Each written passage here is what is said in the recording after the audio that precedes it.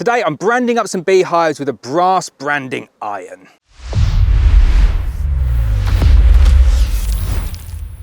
So how much fun is this? A brass branding iron from Outpost Workshop in Liverpool. Cost me about £90 I think, and I maybe oversized it a little bit. Should have gone with one that's slightly smaller.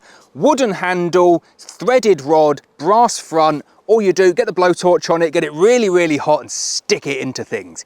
It is so much fun. Let's get branding. Now you have to get it really, really hot. Don't think that you can heat up this branding iron in 5 seconds, 10 seconds. You need a couple of minutes of getting it really hot, but then you can do a few consecutive brands with it. You wouldn't want to buy something for this if you were doing like thousands of brands at a go. So I recommend watching a video, doing something at the same time as heating up the brass iron, because that is a serious big chunk of brass iron that you've got there, and you need to get all of it up to a good branding temperature. But once you get it up to temperature, it is absolutely phenomenal. I was so impressed the first time that I did this. I left it on the cedar and it singed right in, but apparently you can use this on plastic, you can use it on wood, you can use it on anything that's not really going to completely disintegrate and melt away. But like I said, just make sure that you get it super, super hot. I'm using MAP gas here, so a mixture of propane and something else, I always forget what it is. But you can use a different type of gas if you want to get it hotter quicker, but I find this is fine. So probably 3 minutes, I would say, of heating that up, and I reckon that is good to go now. I'm going to do the wooden one first, and then I'll do some poly ones after, and then you can always clean it up in some acid to get any remnants of poly off, but it will work really, really good on both wood and poly. Don't push too hard on poly. On poly, you just want to give the imprint as opposed to like a serious brand. With wood, it works well if you give it a good push in. So you'll just see on that one there, if you're doing it on poly, you need to push it hard enough to burn through the paint and to get the paint to come onto here. I've done a half and half on that one, so that's like a special limited edition brand, which is half all the way through the paint and half not through the paint, completely deliberate. Let's try that one again. But it's a good opportunity to show you here, if you get the paint on the brand like that, if you just burn it, it does come off. Comes off pretty quickly. So when I go to do the next one now, this will just burn through. I'll do one on wood just to get rid of this, clean it up, and then I'll go back onto the poly again. So you can see you got the wood there, don't burn your fingers. This should push the paint off on it. Kind of left a little bit on. I think I might have to get that paint off before I start again. There we go. I'll leave that in real time. Doesn't take long to do that. You can see there now. Let me just tap to focus. You can see completely got all of that paint off there. So predominantly this is for wood. And if you're doing it on poly, I recommend maybe doing it before the poly is painted and then trying to go with like a two-tone paint, do some weird, crazy thing on it. But it's definitely really, really good for wood. But I'm gonna get it working for poly, and I wanna get it burning through the paint to give you that really cool kind of white effect at the back of it. We'll give that a go now. I'll heat it up again and we'll have another go on the poly. So it definitely does work on the poly, but because the paint melts so immediately, like instantly as soon as you take it off, the remnants of it can stick a little bit. So I've just tidied it up there with my, what's it here, Leatherman Micra. Really good, I love it on my keyring. Never be without my Leatherman Micra for fixing little things like that. Let's do some more on some wood, and let's do some more on some different types of poly.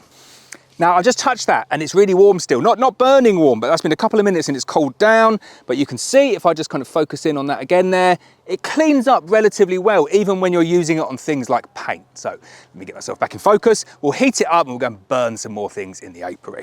So you can see there, if you get it to a reasonable temperature, you'll get 2 or 3 light brands out of it.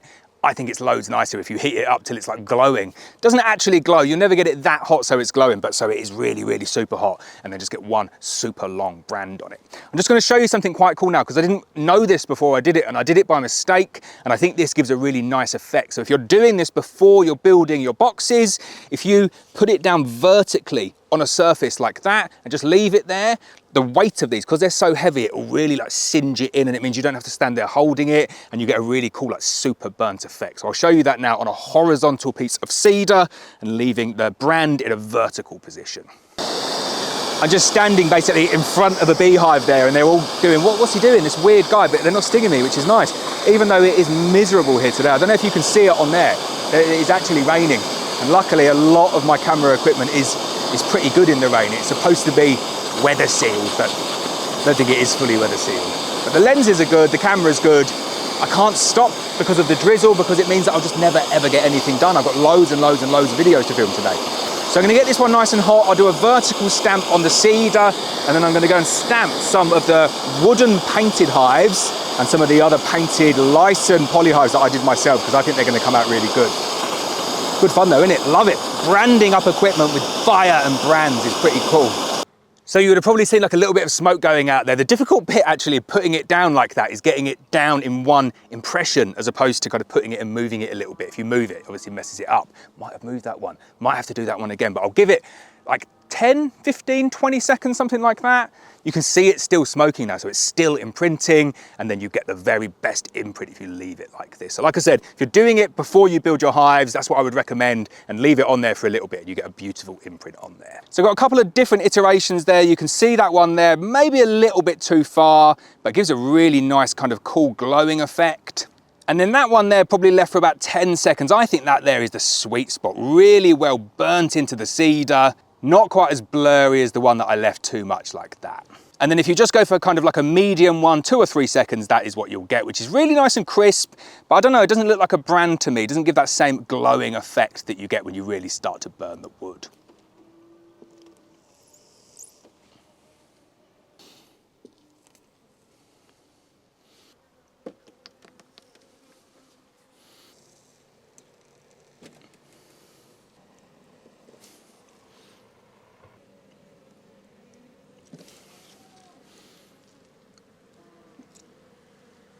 So there we go, I've given you a few different options there. I've showed you what works, I've showed you what doesn't work. Definitely works better on wood, definitely works better on wood before it's been treated, although this one here has actually been oiled after I burnt it. But you can see on there, it's not quite as nice as the one where you use it on raw wood. Doing it on poly does work, and I think doing it on poly gives a really nice effect if you just do a gentle imprint. It's quite like incognito. It's almost like you haven't branded it, but you've got a physical brand on there. It's not blatant, but great for stealing beehives because people might not realize that it is actually on there. And of course, you can just go and do it in a really discreet place as well. You could put information on there. You could put the name of your business on there. You can put your brand name on there. You can do it in different years. You can do it on frames as well if you want to brand up your frames with names. I think it's a really, really cool idea. I'm definitely going to brand all of my equipment just to get the brand on there. You know, it's good for social media, but really good as well for preventing hive thefts. Not that it makes a huge amount of difference, but it means that it just makes the work a little bit more difficult for the thieves because they're going to have to burn all your equipment because it's fully branded up. What was your favorite brand? Was it the wooden one? Was it the poly one? Let me know in the comments.